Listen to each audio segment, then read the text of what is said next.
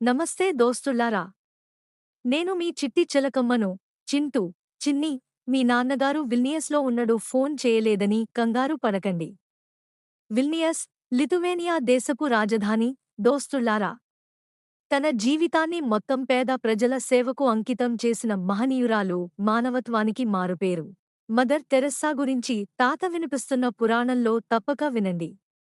బామ్మ ప్రశ్నకు సమాధానం: రేడియో. చింటూ పజిల్. లీటరు పాలు, కిలో మామిడికాయలు, అరకిలో చక్కెర, ఖర్చు మొత్తం రూ. 300 ఐస్ క్రీం తయారు అయ్యింది కదా చింటూ. చిన్ని సందేహం. ఇదిగో చిన్ని చదరంగంలో మొత్తం 64 గడ్లు లేదా డబ్బాలు ఉంటాయి. ఇప్పుడు నీ సందేహం తీరింది కదా చిన్ని.